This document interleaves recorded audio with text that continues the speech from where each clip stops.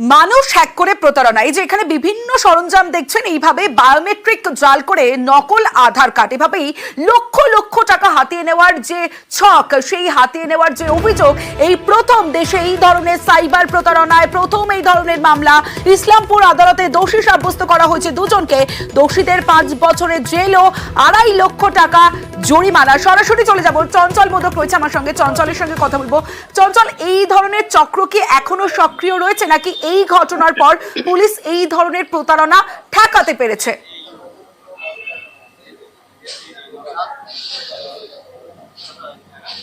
দেখো তমসী, তোমাকে জানিয়ে রাখি যে এই ধরনের প্রতারণার ছক কিন্তু প্রায় এখনো উঠে আসছে। তবে তোমাকে জানিয়ে রাখি যে এই পুলিশ প্রশাসন যারা রয়েছে সাবেক গ্রামে, তারা কিন্তু এই ধরনের অভিযোগ পেয়েছিল দীর্ঘ কয়েক বছর আগে থেকে।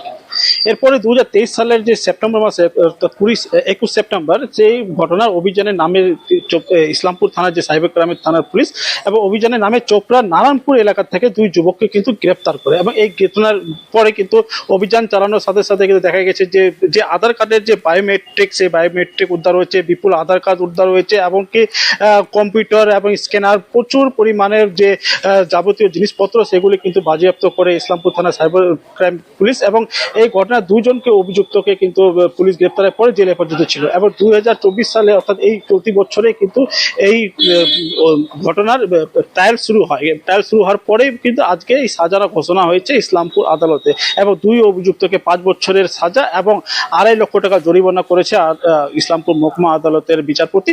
এবং ঘটনার পাশাপাশি আরেকটা বিষয় জানিয়ে রাখি যে এই বায়োমেট্রিকের যে জালিয়াতি করা হচ্ছিল, তার যে কেমিক্যাল ব্যবহার করা হতো, অর্থাৎ যে ফিঙ্গারপ্রিন্ট, যেটা আধার কার্ডের যে ফিঙ্গারপ্রিন্ট, আমরা সবাই জানি যে আধার কার্ডের ফিঙ্গারপ্রিন্ট খুব গুরুত্বপূর্ণ।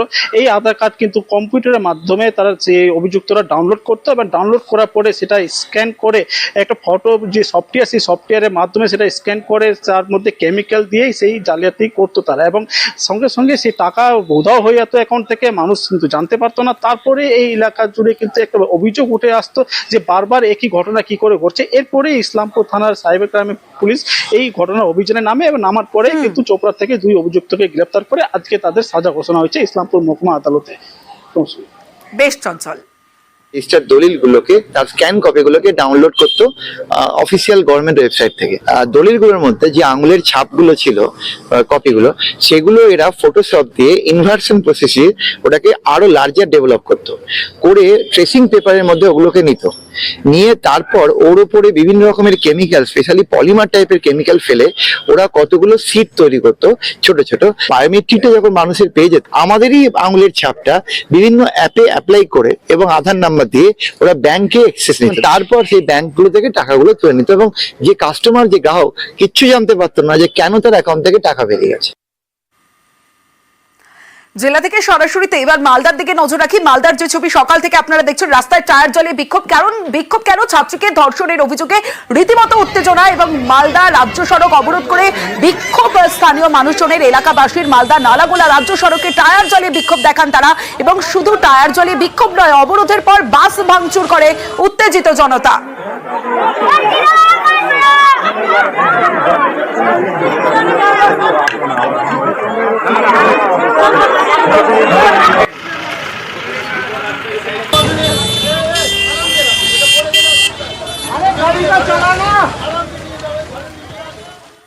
ছাত্রীকে ধর্ষণের অভিযোগে উত্তেজনা, রাস্তায় টায়ার জ্বালিয়ে অবরোধ, বিক্ষোভ, তারপর বাস ভাঙচুর। সরাসরি চলে যাব, আমার সঙ্গে আমার প্রতিনিধি সেবক দেব শর্মা রয়েছে। সেবক, এই মুহূর্তে যে ছবি আমরা দেখতে পাচ্ছি, প্রচুর পুলিশ মোতায়েন রয়েছে, ঠিক কি পরিস্থিতি এই মুহূর্তে?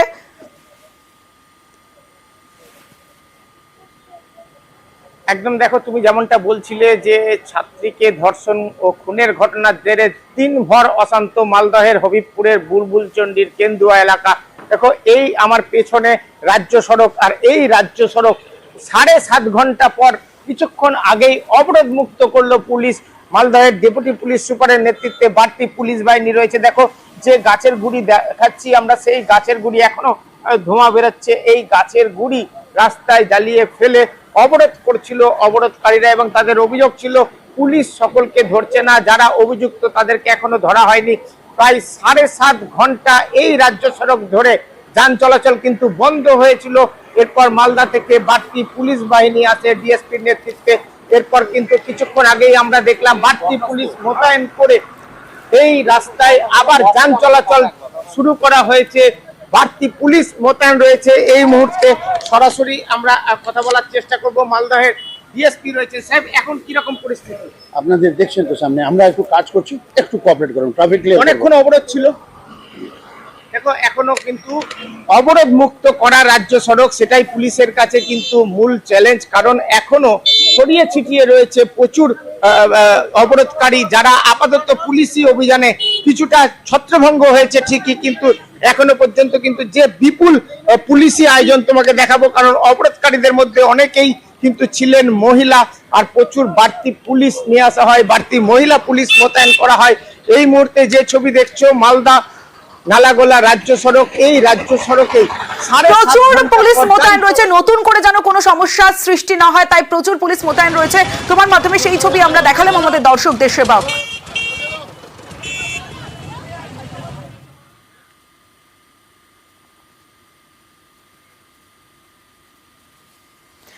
কেন্দ্রশাসিত অঞ্চল থেকে পৃথক রাজ্য, বিজেপির মন্ত্রী সাংসদদের দাবিতে জোর বিতর্ক। এবার বিধানসভায় বিজেপির বিরুদ্ধে চড়া সুর মমতা বন্দ্যোপাধ্যায় বলেন, উত্তরবঙ্গ থেকে এত আসন পেয়েও লজ্জা নেই, বাংলা ভাগের চক্রান্ত করছে। এরই মধ্যে ফের উঠল পৃথক কামতাপুর দাবি।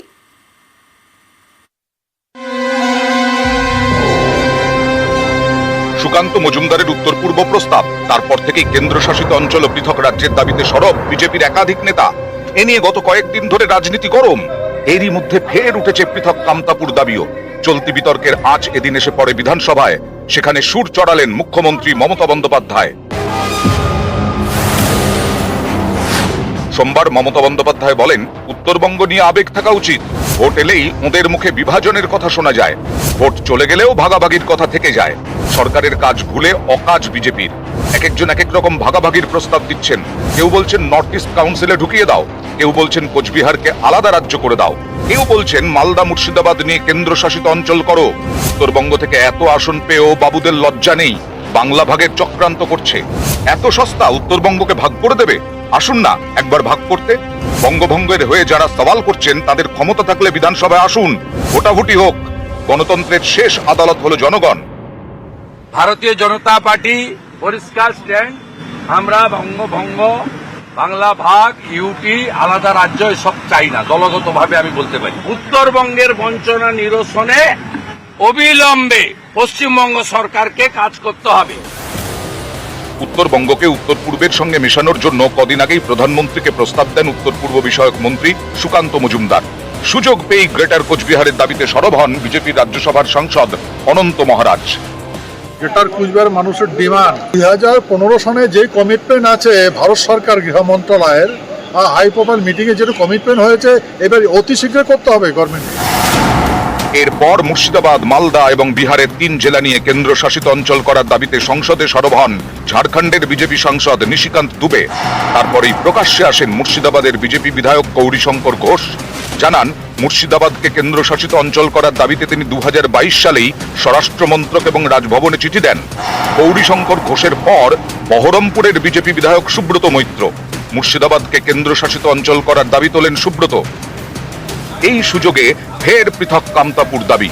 নিষিদ্ধ জঙ্গি সংগঠন কেএলওর মতোই পৃথক কামতাপুরের দাবি তুলল কামতাপুর স্টেট ডিমান্ড কাউন্সিল। এ নিয়ে জলপাইগুড়ির ময়নাগুড়িতে আলোচনায় বসে কাউন্সিল সদস্য 28টি সংগঠন। কামতাপুর স্টেট ডিমান্ড কমিটি বদলে তৈরি হয় স্টেট ডিমান্ড কাউন্সিল। ডিভিশনের সঙ্গে গভর্নমেন্টের আলোচনা একদম ফাইনাল পর্যায়ে, এখন শুধু এগ্রিমেন্ট বাকি। প্রধানমন্ত্রী যখন তখন এই এগ্রিমেন্ট করতে পারে। আমরা আশা করি আগামী 15 আগস্ট আমরা আশা করছি এটা যাতে কার্যকরী হয়। কেএলওর দাবি পৃথক কোচ কামতাপুর রাজ্য। এর মধ্যে রয়েছে উত্তরবঙ্গের 6 এবং অসমের 4 জেলা। অতীতে বারবার গোপন ডেরা থেকে ভিডিও বার্তায় পৃথক রাজ্যের দাবিতে সরব হতে দেখা গেছে কেএলও প্রধান জীবন সিংহকে। উন্নয়ন থাকে পৃথক রাজ্য শতগুণে ভাল।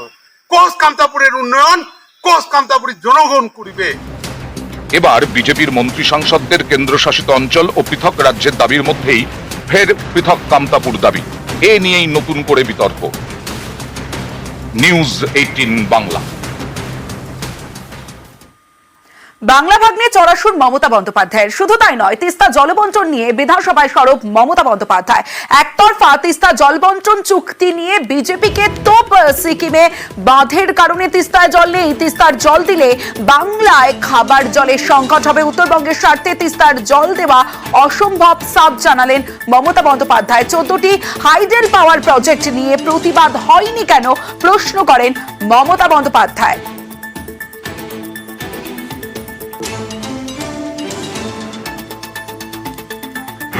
खास करके हमारा जो भूटान का जो आप आमने सामने जो बागान है, न्यूड्रा, चुनाभट्टी, बनाहाट, खलासबाड़ी, रायाबाड़ी, ये बागान क्षति होता है। दूसरा बात, हमारा इलाका में पानी जम जाता है, अलीपुर जिला, जलपाईगुड़ी जिला में। কোনো কোনো ক্ষেত্রে মানুষের বুক জল, কোমর জল হয়ে যায়, ঘরের মধ্যে ঢুকে যায়, অস্বাস্থ্যকর একটা পরিবেশ তৈরি হয় এবং বহু মানুষ পরবর্তীকালে রোগাক্রান্ত হয়। অনেক সময় রাত জেগে থাকতে লাগে। নিম্ন আয়ের ব্যবসায়ী রয়েছে, তাদের ঘরে যখন জল ঢোকে তখন তাদের বিভিন্ন পণ্য বস্তু তারা সেগুলো ক্ষতিগ্রস্ত হয়, বিক্রয়যোগ্য থাকে না। তারা একটা বিভিন্ন আর্থিকভাবেও তার অনেকটা ব্যাখ্যা। বিধানসভায় প্রতিনিধিদের দিল্লি গিয়ে দরবারের পরামর্শ দিয়েছেন মমতা বন্দ্যোপাধ্যায়। কেন্দ্রীয় সেচমন্ত্রীর সঙ্গে সাক্ষাতের পরামর্শ মুখ্যমন্ত্রী মমতা বন্দ্যোপাধ্যায়ের। ভুটানের নদীর জলে বিপর্যস্ত ডুয়ার্স, জলপাইগুড়ি আলিপুরদুয়ারে চরম ভোগান্তি। ভুটানে জল ঢাকার স্বীকৃতি ডাইনা রেতি। ইন্দো ভুটান রিভার কমিশন তৈরির দাবি।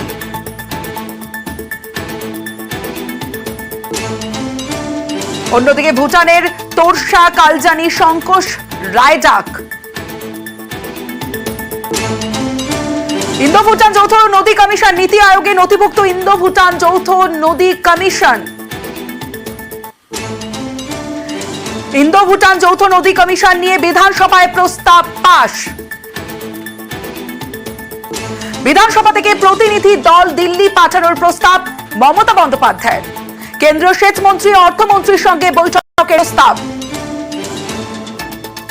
দাবি আদায়ে দলীয় সাংসদদের সরব হওয়ার নির্দেশ দিয়েছেন মমতা বন্দ্যোপাধ্যায়।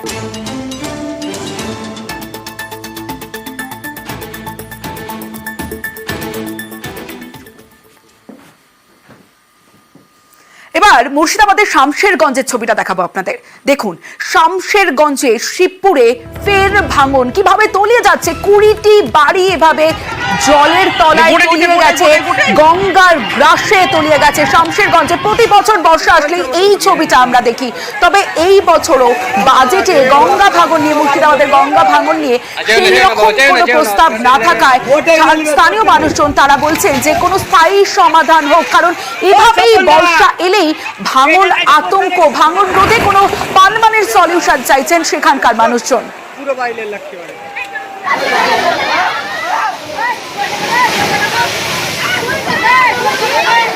প্রায় 10টা নাগাদ আমাদের নতুন শিবপুর ভাঙা লাইনে ফের আবার নতুন করে ভাঙন শুরু হয়েছে। সেই ভাঙনে প্রায় 20টি বাড়ি তলিয়ে গেছে। এখনো অনেক বাড়ি সবাই আতঙ্কে রয়েছে। এখনো কারো বাসস্থানের ব্যবস্থা হয়নি। আমাদের টিম পাঠিয়েছি, ওখানকার মানুষের কী প্রয়োজন আছে সেগুলো, এবং প্রাথমিকভাবে যে কটি বাড়ি ভেঙেছে বা নদীগর্ভে তলিয়ে গেছে, 10টা বাড়ি হয়েছে, নদীগর্ভে তলিয়ে গেছে। আমরা চেষ্টা করছি তাদের এখনকার মতো যেটা সব থেকে প্রয়োজনীয় খাবার এবং জামা কাপড়, এই চাল, এই জিনিসগুলো ইমিডিয়েটলি প্রোভাইড করা। থাকার জন্য এই মুহূর্তে আমরা আলোচনা চালাচ্ছি যে কাছাকাছি কোথাও একটা জায়গা স্থির করা, সেটা প্রধানকে দায়িত্ব দিয়েছি। প্রধান আমার সঙ্গে কথা বলবেন, বলার পরে সেই সব জায়গায় আমরা ব্যবস্থা করে দেবো। শামশেরগঞ্জে গঙ্গা ভাঙন আর এই নিয়ে রাজনৈতিক তরজা তুঙ্গে। 10টার মতো বাড়ি, 20টা মতো পরিবার এফেক্টেড হয়েছে। তারা এখন ঘর ছাড়া। এখন তাদেরকে কোথায় রাখা হলো যারা ভাঙন ইফেক্টেড? এখনো তাদেরকে রাখার ব্যবস্থা করতে পারেনি এই জন্য যে যাদের ঘর বাড়ি ভেঙে গেছে তাদের কিছু সরঞ্জাম ছিল, তারা এখন সেগুলো অন্যত্রে নিয়ে যাওয়ার একটা ব্যবস্থা করছে। তারা এখন ছড়িয়ে ছিটিয়ে রয়েছে। আমরা এখানে যে শিবপুর প্রাইমারি স্কুল, সেখানে তাদের একটা খাওয়ার ব্যবস্থা, সেই ব্যবস্থাটা আমরা এখন অলরেডি শুরু করেছি। হাজার হাজার লক্ষ লক্ষ মানুষের ভিটি মাটি বাগান সব কিছু জলে তলিয়ে যাচ্ছে। কিন্তু তৃণমূল এখানে বর্তমান শাসক দল, তারা অভিযোগ করছেন কি কেন্দ্র কিছু করছে না। দেখুন, কেন্দ্র তখনই করবে যখন যে এলাকার সমস্যা, অর্থাৎ সেই এলাকার এমএলএ এমপিরা যখন অভিযোগ করবে কেন্দ্রের কাছে। আর এখানকার এমএলএ এমপি তৃণমূলের অভিযোগ জানাচ্ছে না একদিকে, আর অন্যদিকে বলছে কেন্দ্র কিছু করছে না। রাজ্য সরকার বলে তো কিছু আছে। সেখানকার বিধায়ক দীর্ঘদিন তৃণমূলের, দীর্ঘদিন কংগ্রেস সিপিএম ছিল, তাহলে এত বড় সমস্যা এখনো পর্যন্ত কেন আছে? আজ ইমামবাড়া হাসপাতাল পরিদর্শনে যান তৃণমূল সাংসদ রচনা বন্দ্যোপাধ্যায়। হাসপাতালের বেহাল দশায় ক্ষুব্ধ রচনা বন্দ্যোপাধ্যায়। এত রোগী কেন মেঝেতে শুয়ে, প্রশ্ন করেন সুপারকে রচনা। যা প্রয়োজন সাংসদকে বলুন, ব্যবস্থা হবে আশ্বাস দিয়েছেন রচনা বন্দ্যোপাধ্যায়। হাসপাতাল পরিচ্ছন্ন রাখতে হবে নির্দেশ তৃণমূল সাংসদের।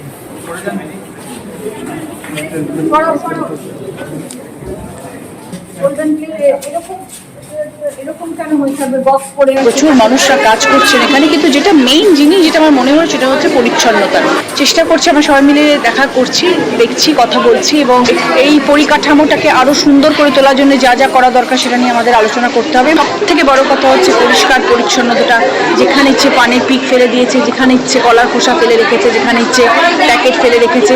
এটা নিজেদেরও অনেকটা সজাগ হতে হয়, মানুষকে অনেক সজাগ বেশি হতে হবে। যেখানে সেখানে আমরা নোংরা করবো না। এটা একটা হসপিটাল, এটাকে হসপিটালের মতন করে ট্রিট করা উচিত।